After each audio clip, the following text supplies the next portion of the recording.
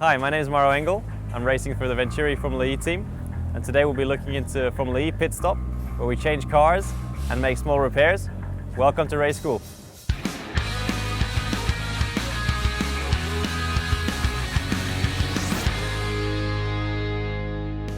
The biggest difference in a Formula E pit stop for sure is the car change. We have an energy limit of 28 kilowatt hours per car, which means half an hour of driving. Unlike any other form of motorsport, the driver jumps out and jumps into his second car. So it's really on the driver and on the mechanics to be able to do a pit stop, a change of car, within 20 to 25 seconds, which is a real challenge. From the moment we enter pit lane, there's a few rules we have to obey.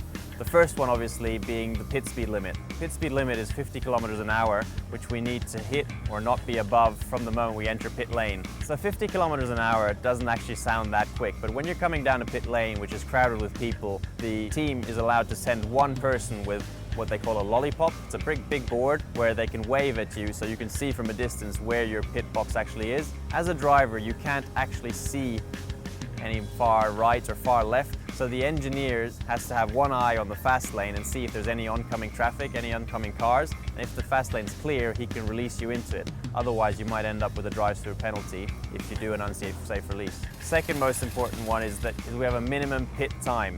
In this case here in Buenos Aires, it's 57 seconds. Formula E and the FIA want to make sure the teams and drivers have enough time to complete a safe car change. Once you're in pit lane, you have a few things you're allowed to do. One of them is remove your radio cable from the car and stick it back onto the top of your helmet, which helps the mechanic strapping you into the second car find that cable and plug it into the second car. So that's one very important thing. The other thing you'll see drivers typically doing is loosen their belts a little bit. Although they're not allowed to open the buckle, they will open the tightness of the belt so that once he does open the buckle, it's easier to get out. Getting out of a Formula E car is not actually as easy as it might seem. The space inside the monocoque is very limited, so you'll see a lot of drivers twist their upper body to get in or out of the car. And every driver sort of has his own technique where he puts his hands in order to get out as quick as possible. The other thing you'll obviously see is the drivers removing the steering wheel.